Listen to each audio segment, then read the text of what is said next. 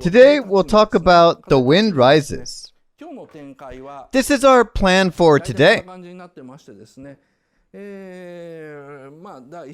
Chapter 1, Kikaida. 2, The Witch and the Prophet. 3, Bargaining with the Devil. 4, Against Osamu Tezuka.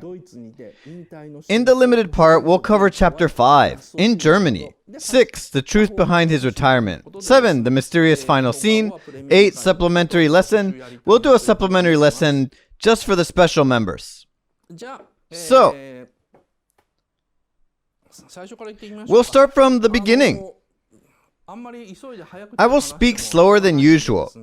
It's no use talking fast. We talked about the Great Kanto earthquake last time. Jiro Horikoshi meets a guy named Honjo at Tokyo University. This character appears throughout the story. He's Jiro's best friend and also his rival. His role in the story is very important, like Jigen Daisuke in Lupin III.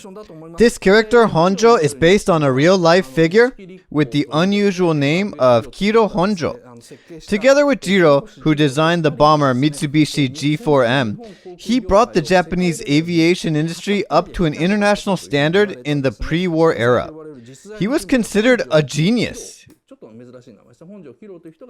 Honjo stood out even more in Hayao Miyazaki's first draft of The Wind Rises.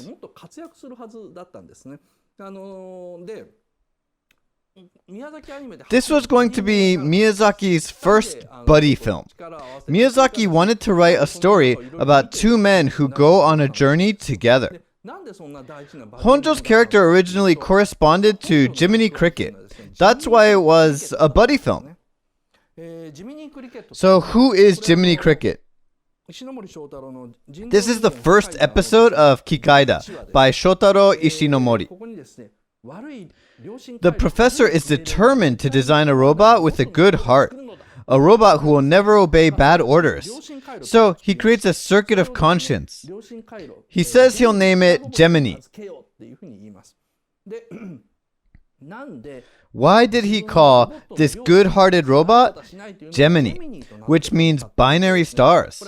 Kikaida is based on Pinocchio.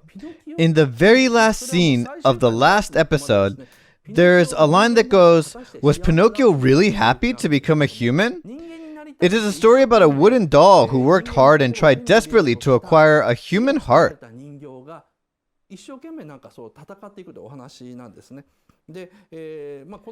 Kikaida is based on the Disney version of Pinocchio. In the Disney version, Pinocchio was granted the right to become human by a goddess, but he can't distinguish between right and wrong. So Jiminy Cricket, who is actually a cricket, serves as his guide. Jiminy Cricket teaches the newly born Pinocchio, who doesn't know what's good and what's bad, what he can or can't do. Jiro is a genius, but although he knows the basics of right and wrong, he doesn't understand the complexities of good and evil. Jiro doesn't speak his mind. In fact, he hardly talks at all. So, in Miyazaki's first draft, he has Honjo asking Jiro, "Do you think this is right? Or does this make sense to you?" in order to uncover the causes of the war. Honjo was the Jiminy Cricket. And Jiro was depicted as an enigmatic man. Honjo was always the one asking Jiro questions and starting a heated debate, whereas Jiro was depicted as a man of few words, and he would assume that he was thinking his own thoughts. In other words, Jiro was the Nausicaa, and Honjo was the Kushana. Nausicaa's action is based on her simple sense of justice, while Kushana questions her on the feasibility of her plans. Kushana is realistic and says to Nausicaa that they might not be able to survive. That was his role. So Miyazaki had this buddy movie idea in his mind at an early stage.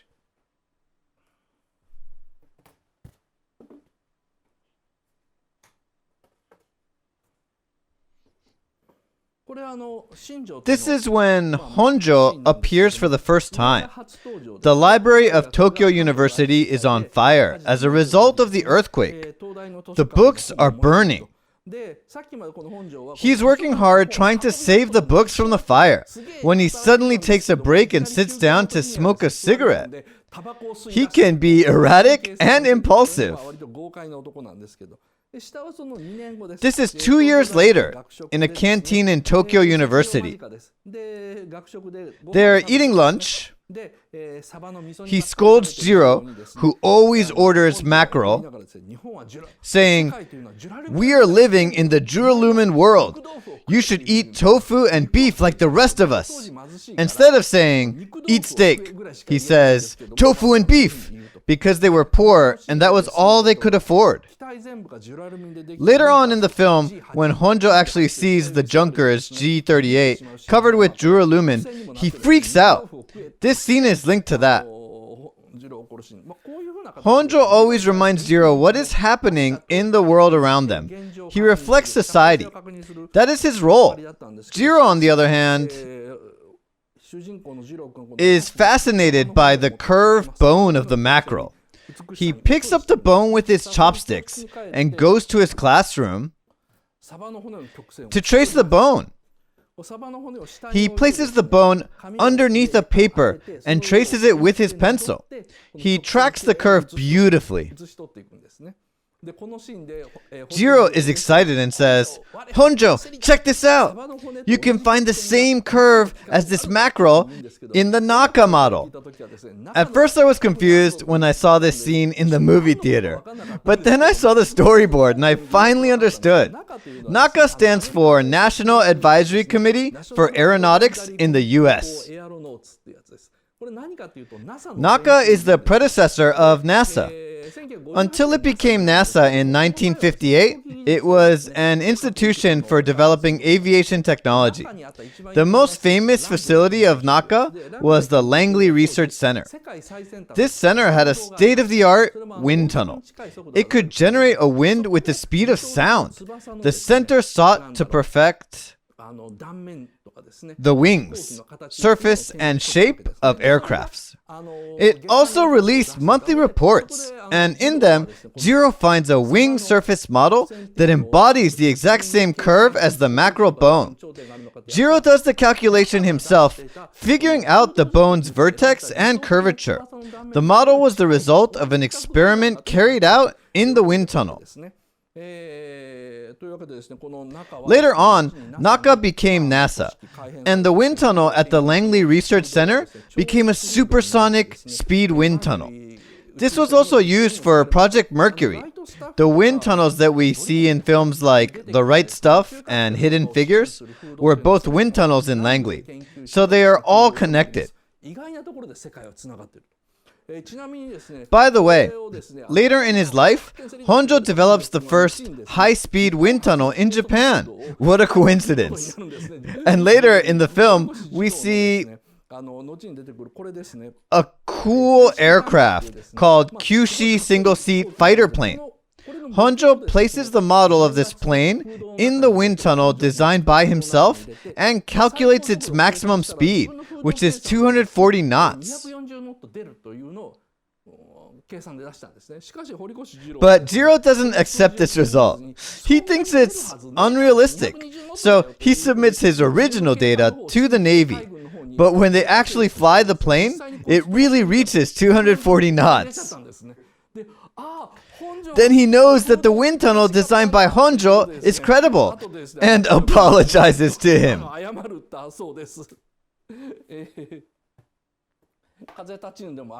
The wind rose. In the very last scene, the Kyushi single-seat fighter plane flies at 240 knots, and Kurokawa says, "This can't be real!" So everything in this world is connected, and there's never a dull moment. So I hope you'll enjoy my lecture. After the Mackerel incident, Jiro graduates from Tokyo University as the top student and is hired by a company making internal combustion engines, which is now the Mitsubishi Aircraft Corporation. He goes to Nagoya to make airplanes. During his journey, he notices people walking along the railroad track, a large crowd of people. But when a train approaches, they all run away. When Jiro asks Honjo who they are, he tells him that they are all on their way to the cities to look for work. So you see, Jiro basically knows nothing. He doesn't know what's going on in the world. Honjo is smarter, and he tells Jiro everything. Who are they? They are the unemployed. What are they doing? They're all going to the bank. Honjo is the Jiminy Cricket. Most citizens cannot afford to go on a train, so they walk for days to get to Nagoya. But the two take a taxi to work. The company pays. From the taxi, Jiro sees a swarm of people outside a bank trying to withdraw money. There is a bank run and everybody is rushing to the bank, but his eyes are as cold as glass, without expression. He watches a woman desperately trying to take out her money. He doesn't understand why all these people are so desperate. This is 2 years after the Great Kanto earthquake. The banks issued the draft for the companies to reconstruct their buildings, but many companies couldn't meet the repayment date, which was 2 years after the earthquake. The companies were optimistic at first, but ultimately they couldn't pay, and this is what triggered what we call the Great Showa Depression. The companies went bankrupt, one after another. Fearing default, people rushed to the banks to withdraw their funds, and the economy got even worse.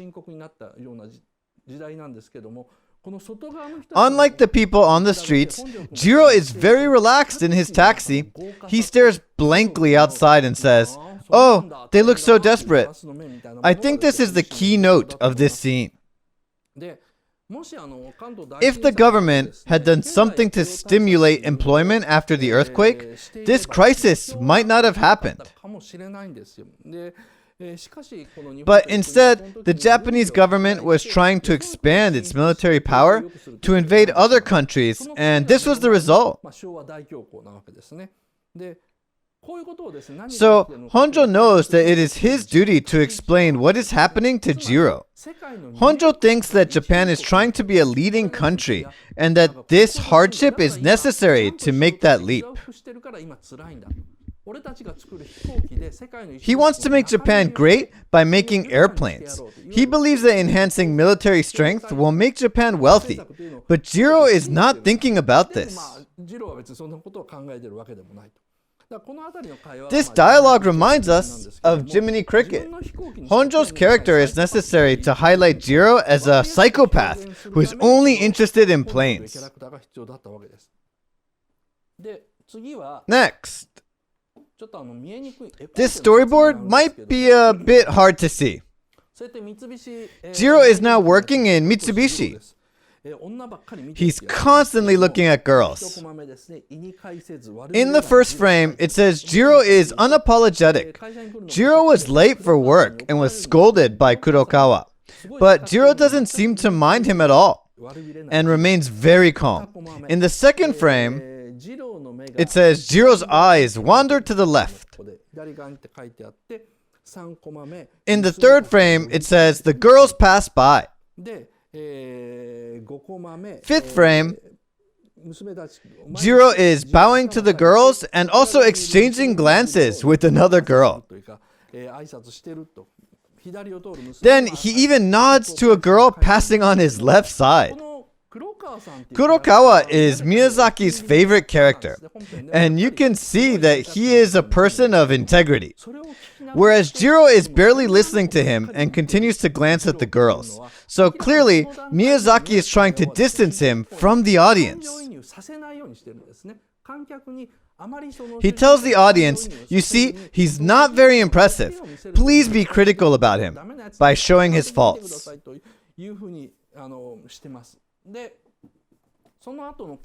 In a later scene where Kurokawa is talking to Jiro, Jiro can't take his eyes off the airplane.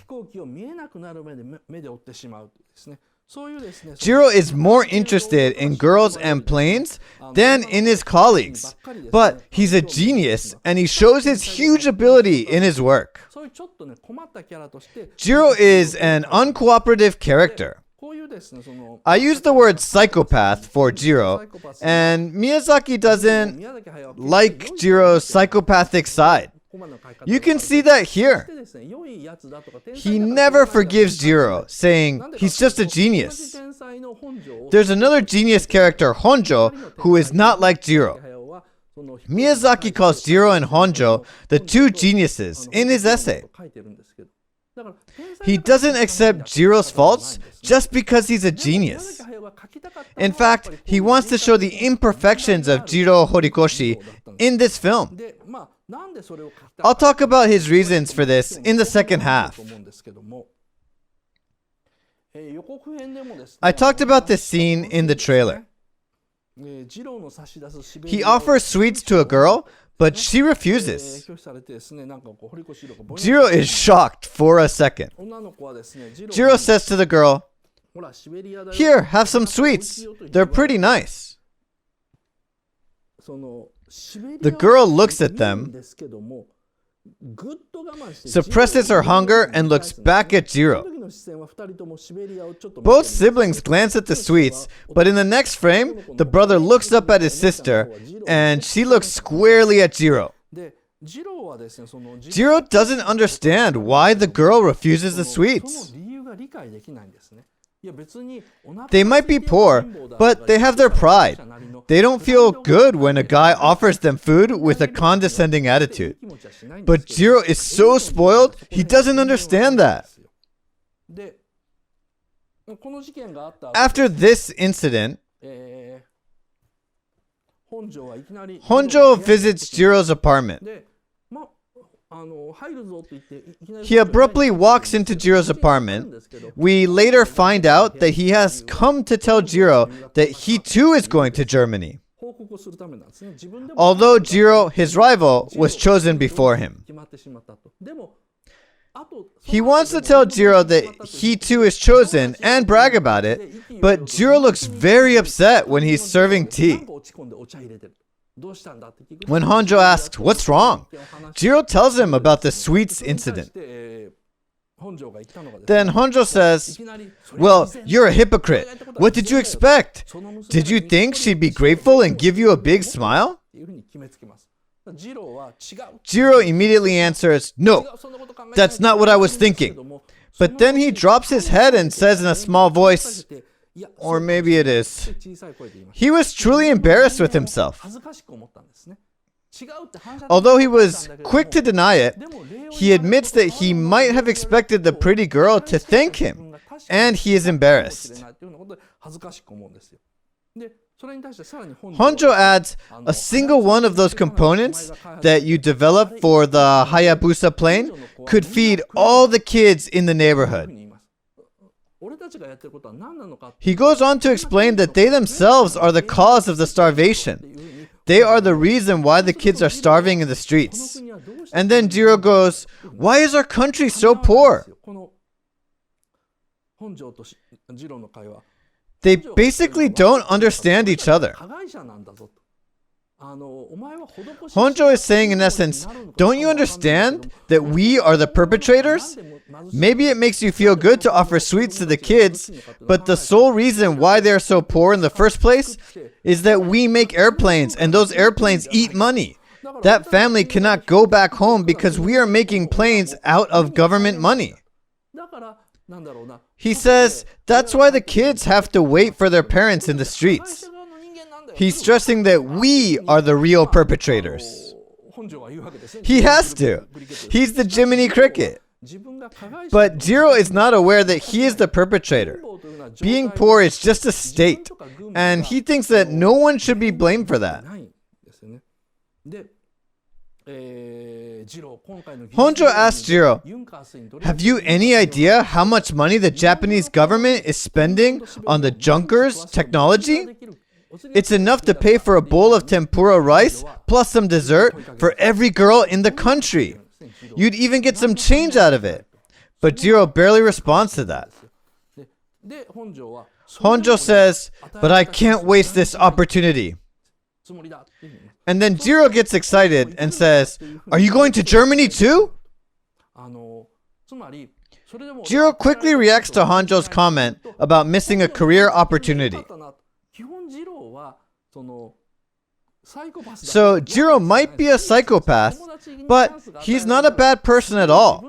He's delighted at Honjo's good news, as if it's his own. But he basically has zero understanding of Honjo's dilemma. Before leaving, Honjo says, "Poor countries crave planes, and that's why we can make them. It doesn't make any sense." Jiro doesn't understand what Honjo has said. He tries to figure it out in his room, but Miyazaki doesn't show his troubled face. Miyazaki wants the audience to imagine what Jiro is thinking and what Jiro made of Honjo's comments. It makes us wonder where we stand ourselves. So Miyazaki is trying to be objective regarding Jiro, just like Isao Takahata. You'll see this type of objectivity pretty often in the first 30 minutes. It is completely different from his previous work. Now, I want to talk about something a bit complex. I'll talk about what happens to these two guys in Germany in the second half. I wanted to talk about this in the free part today. It's the scene near the end.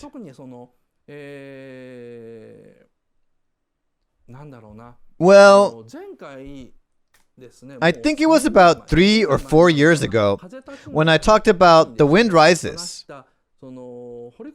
I talked about Jiro's relationship with Nahoko and so forth. But now I see the film in a different light, so I'd like to talk about that.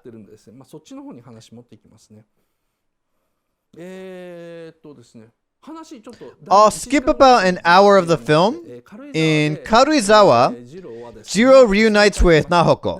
And at that moment, Nahoko is painting and her easel collapses due to the strong wind.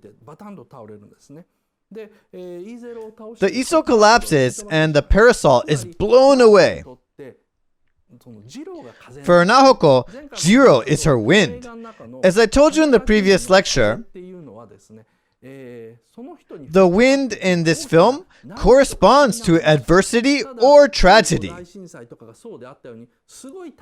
But Miyazaki also shows new opportunities created when the adversities are overcome, like the Great Kanto earthquake. Jiro is the wind for Nahoko. The strong wind knocks over the easel and blows away the parasol.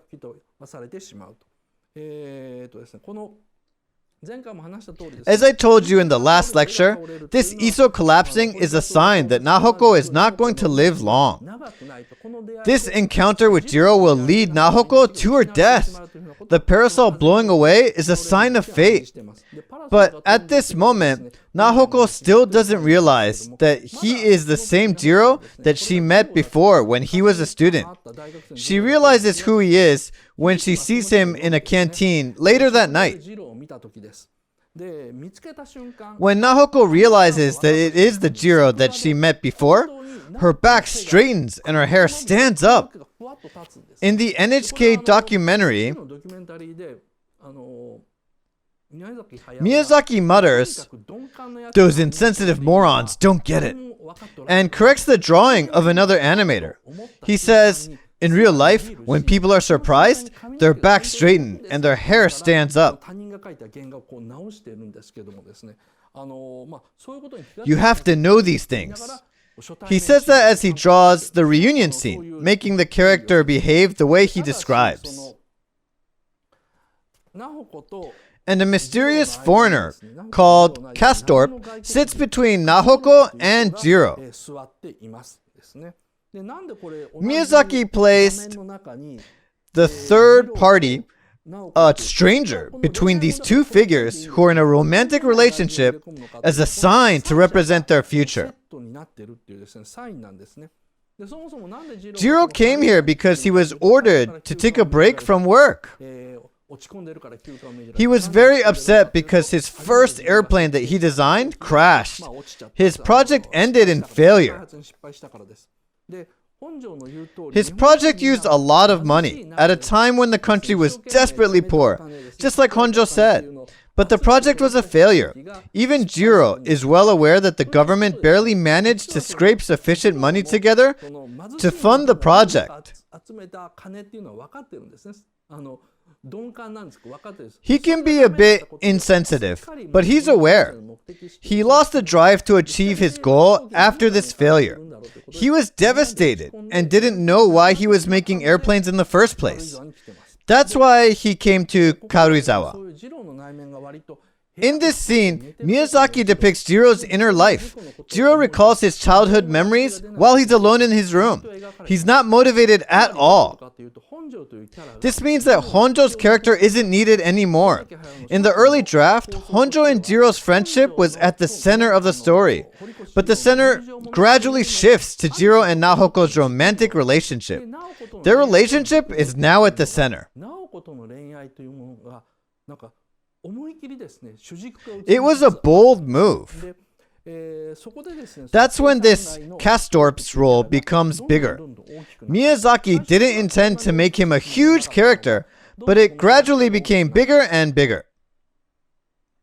Castorp says to Jiro, "Lovely place, isn't it? Perfect place to forget." When you stop the video, you can see that Castorp looks pretty intimidating. We all forget the war with China. We forget Manchuria, League of Nations, and that we are turning against the world. He smokes and says, "Japan will explode, and so will Germany." And while Nahoko is speaking with Castorp, her tuberculosis returns. Castorp is another Caproni. He's telling Jiro to forget everything.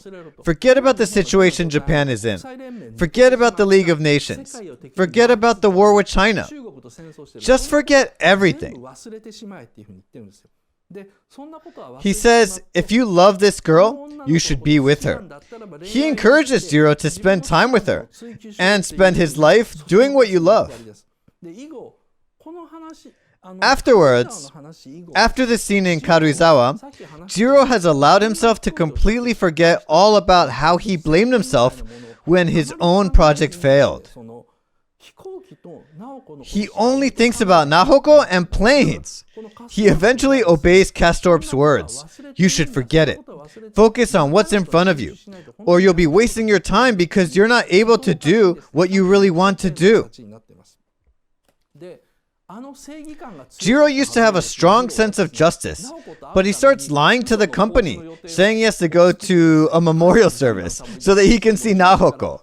When his superior tells him, "Too many memorial services. How many relatives do you have?" he answers, "I have loads." He's very unapologetic. He doesn't feel guilty about dodging work anymore. That's because he listened to Castorp's advice to forget everything. By this point in his life, the young Jiro, who had a strong sense of justice, has disappeared. So, you think that Castorp is like Mephistopheles, the devil, just like Caproni.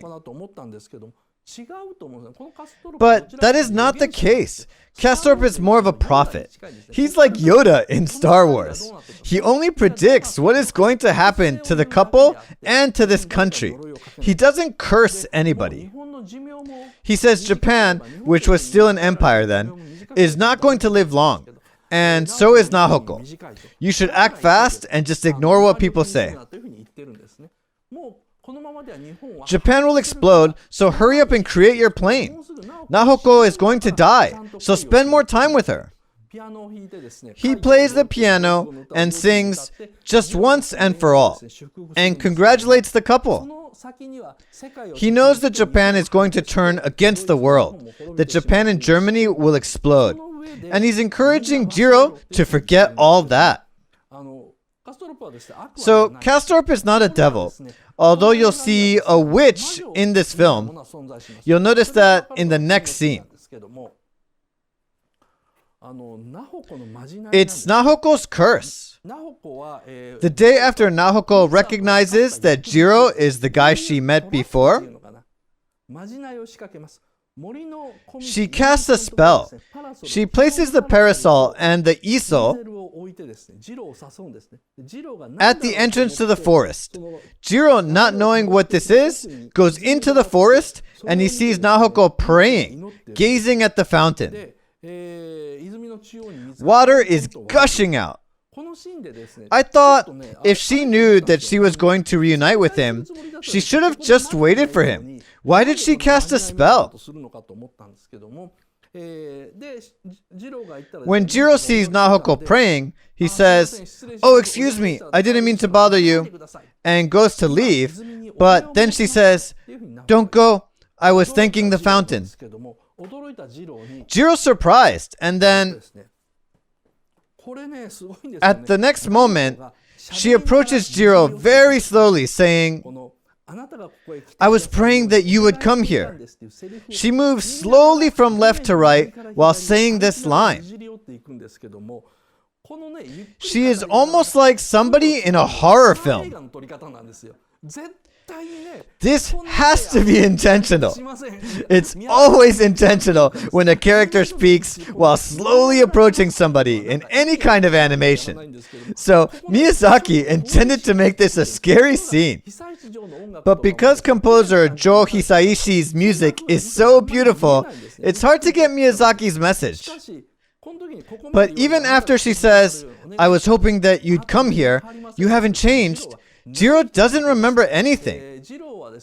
He remembered Nahoko's assistant, Okinu, who was quite a beauty, but he hadn't taken any notice of Nahoko and didn't remember her at all. It all comes back to him when Nahoko tells him the whole story. Afterwards, the two start talking, but it starts to rain. While the rain falls, the two huddle under a single umbrella, and Nahoko keeps talking to Jiro. "I found out where you live 2 days before Okinu's wedding. Okinu was so happy that she cried." I guess she did cry, but I don't think she cried because she was happy. It's a lie. If she was happy, she would have met him when she delivered his slide rule and shirt to Tokyo University 2 days before her wedding. But the reason why she didn't meet Jiro when she brought his slide rule and shirt is because she was going to get married 2 days later. She agreed to marry because she didn't think she would meet Jiro ever again. So of course she cried. Not because she was happy, but because she couldn't see Jiro. Nahoko looks very happy when she talks about this. That's because Jiro didn't remember Nahoko, but remembered Okinu instead. So it's a sort of revenge. Afterwards, Nahoko says, I got to tell Okinu. She had her second child the other day. The baby's so cute. You are looking at this woman and you're thinking, how scary a woman can be. It's a horror film, really. Nahoko is basically saying to Jiro, who remembered Okinu, that Okinu already has 2 kids, that she gave birth to her second child the other day. She sounds very innocent, but Miyazaki shows her dark side.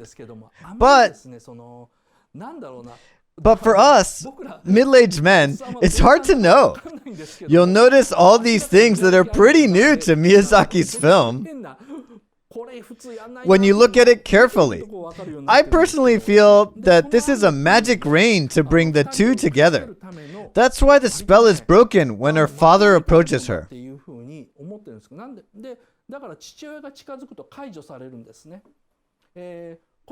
After Nahoko finishes talking about Okinu, and the rain is not necessary anymore, it stops. On one side of a line, the ground is soaked, and on the other side, it is dry. But this can't be possible. Weather in Karuizawa can be unstable. So it is possible that one side of the road is wet, but it is impossible for the ground to be suddenly dry from a certain point after all that heavy rain. So this is one of the strange phenomena in the film. After the conversation, they turn around and Nahoko sees a rainbow. Nowadays, a rainbow is a sign of good luck. But long ago, people thought it was ominous. They used the rainbow shape to denote an evil omen.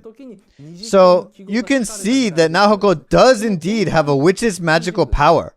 It's quite scary. I try to be careful in this type of scene because I tend to overthink it.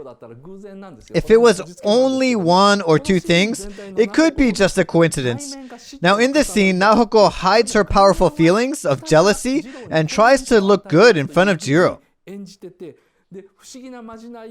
This weird trick that Nahoko plays at the edge of the forest, a mysterious fountain, Nahoko approaching him slowly, that unnatural rain. I mean, there are too many strange happenings. Jiro once gave up all his dreams, lost the will to live, but then he meets Nahoko. And once again, he is inspired to design planes. His passion for designing planes comes back to life because he wants to show Nahoko the beautiful machines that he can create. At the same time, Nahoko regains her will to live. She had tuberculosis, and she was ready to embrace death. But then she meets Jiro, and she recovers her zest for living. So they inspire each other in a way. So, it's not like the reunion with Jiro, or the relationship with him hastened her death. A woman who was simply waiting to die becomes a woman who wants to live. And moreover, this love turns her into a jealous woman. But she knows that she can never show this side of her. Her true nature to Jiro, the love of her life, so she becomes a woman of contradictions. So many of you might have thought that Castorp is Mephistopheles. But Castorp is only a prophet who advises Jiro to live in the moment and stop worrying about the future. Nahoko appears innocent and unselfish on the surface, but underneath, she has a strong appetite for life and all the attributes of a witch. Whereas Jiro makes a bargain with the devil and sells his soul. I'll talk about this bargain in the next chapter. I'll talk a bit more. Sorry. Meanwhile, Jiro starts a relationship with Nahoko, but her tuberculosis worsens. And Nahoko voluntarily goes to a sanatorium on the plateau.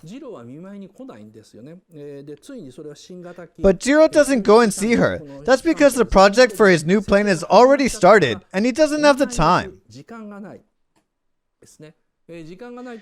But he is engrossed in debate with his colleagues every night.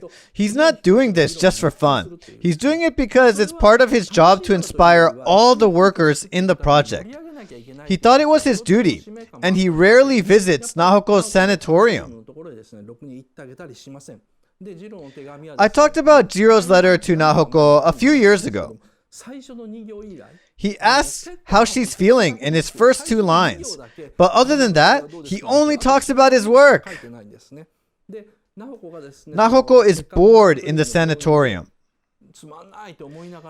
It says clearly that she's bored in the original draft, and then she sees a snowflake, Kazabana.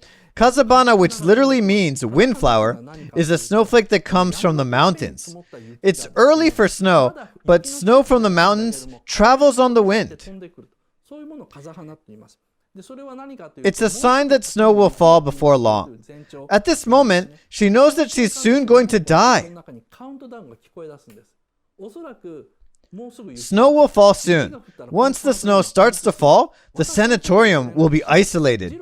She can't go out, and Jiro can't come to see her either. She knows that she won't live to see the spring. She feels that she must get out of there before the snow falls, or else she will never see Jiro again. The snowflake makes Nahoko realize that her time is limited. Nahoko escapes from the sanatorium. The snow starts to fall the day after she runs away. So it was a close call. She doesn't want to die waiting for him. She wants to see him before she dies.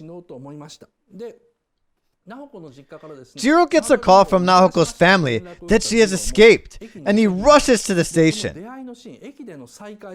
They reunite once again at the station. In the NHK documentary called 1,000 Days of the Wind Rises, we see Miyazaki struggling to draw the storyboard.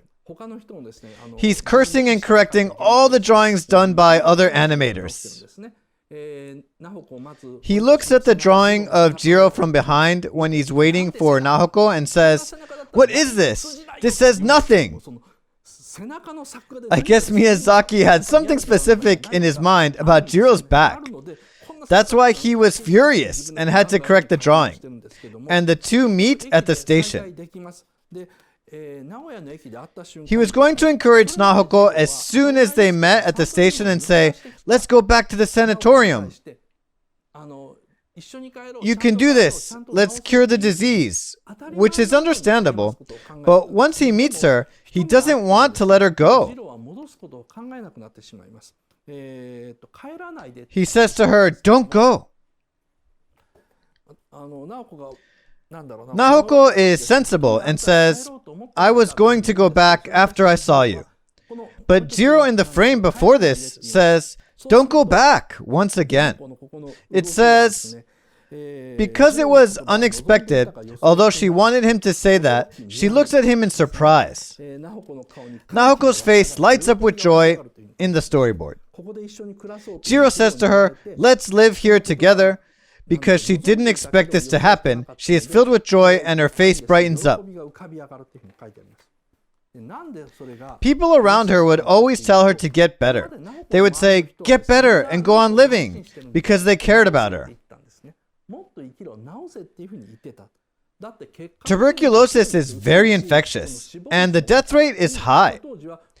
That's what people thought back then. But for Nahoko, getting better means giving up living. It means living confined in a lonely place. So the people who tell her to get better care about her, but don't understand her. Jiro was the first to tell her, "You don't have to get better." He is essentially saying to her, "You don't have to get cured. I don't mind getting infected. Let's die together." This story is, in a way, similar to No Longer Human by Osamu Dazai. That novel is about a guy who couldn't die together with his lover. They planned a double suicide. It is a story about a guy who lives with shame because the woman dies before him. And The Wind Rises is also a story about an airplane designer who is supposed to die with the love of his life but fails. He must go on living and endure the shame afterwards.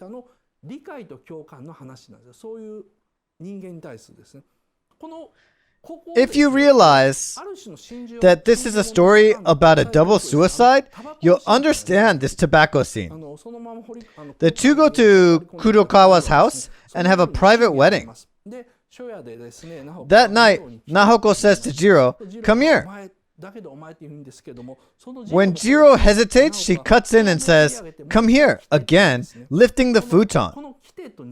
She says, "Come here" twice in this scene, and this is linked to the last scene. So remember that. Why does she say, "Come here" twice? on the storyboard, you can see the connections between this and the last scene. They tie the knot, but Jiro comes home late every night, and at some point, he starts working at home. Before that, no matter how busy he was, he never worked at home. But in order to spend more time with Nahoko, he has no choice. Nahoko in bed asks Jiro who is working beside her to hold her hand. Jiro takes her hand in his left hand and keeps tapping the calculator with his right. He is excited and says, "I think it's going to work out. I can make it 20 grams lighter." He's struggling with his work at the company, but when he works at home holding her hand, everything goes well.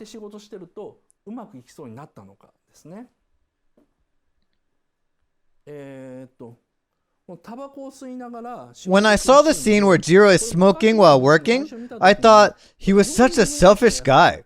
I thought, doesn't he know that he's shortening Nahoko's life? But I was wrong. When Jiro says, "I want to smoke, will you release my hand?" she says no, which is unusual for her. She never refuses what Jiro wants. So Jiro smokes with one hand. Jiro smokes when his work is going well. It is a sign that his work is on track. His brain becomes more active when the work is going smoothly. That's why he starts to smoke. They're creating their own plane together, holding each other's hands. Nahoko's blood flows through Jiro's body and it eventually breathes new life into the Kyushi single-seater fighter plane.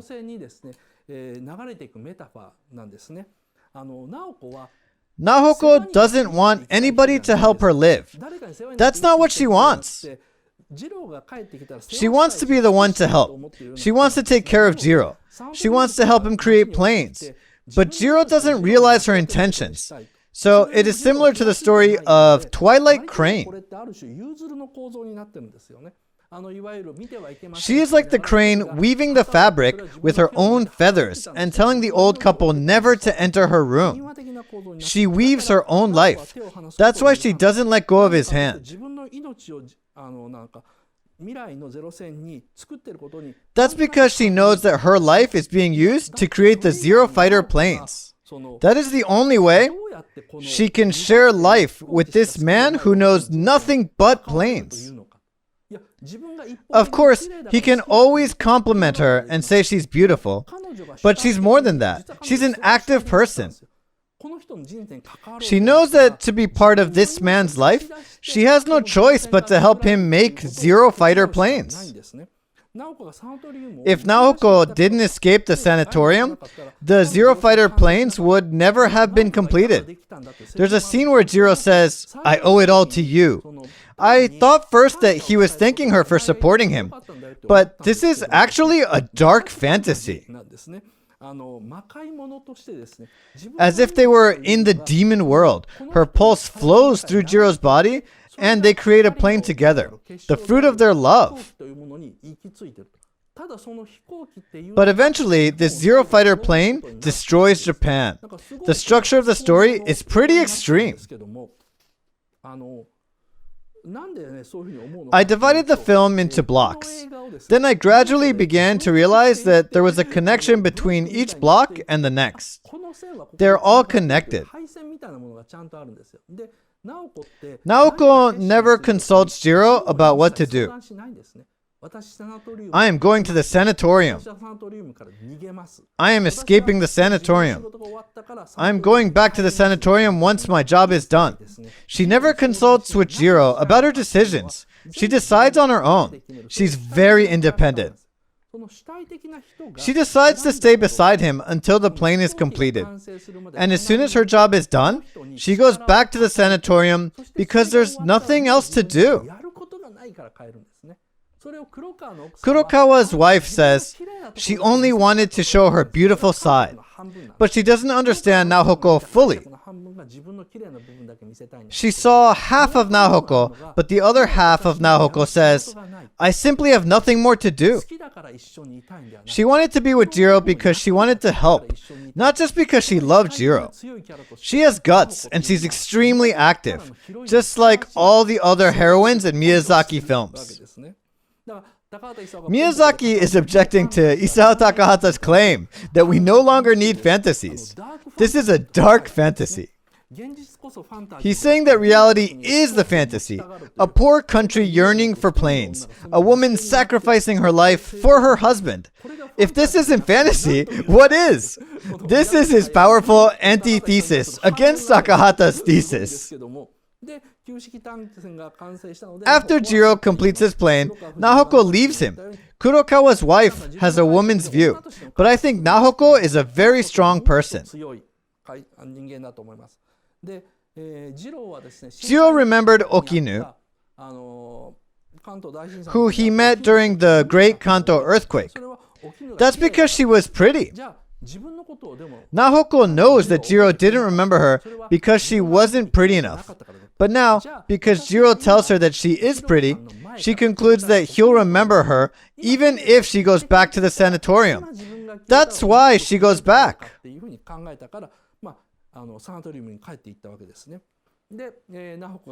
Jiro doesn't know that Nahoko has left him while he's experimenting with his plane.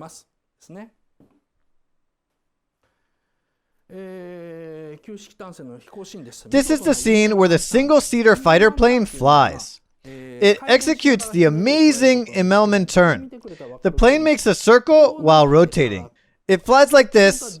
It gains altitude at full speed, but it flips and flies upside down and comes back around while losing altitude. It twists and circles forward while rising. Oh my god! Someone fell out of the cockpit. I'll pick him up later. The plane never loses speed during this exercise. When a plane gains altitude, twists, and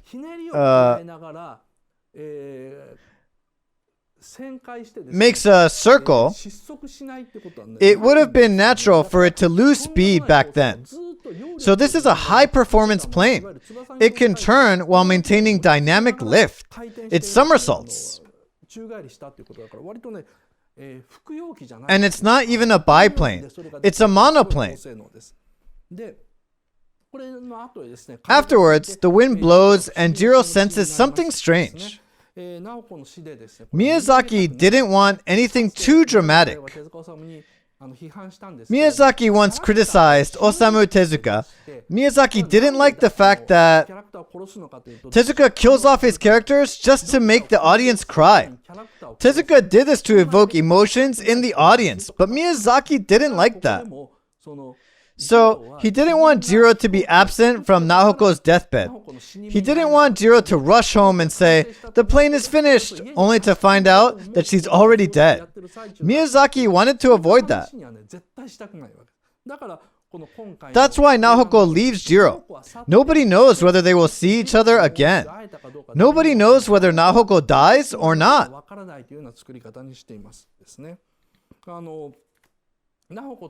It's a story about the death of Nahoko and Japan. Jiro loved both of them because of their beauty. He creates Zero fighter planes and tries so hard to keep Japan alive, but he fails. He fails to save Japan. He fails to save everything that was beautiful to him.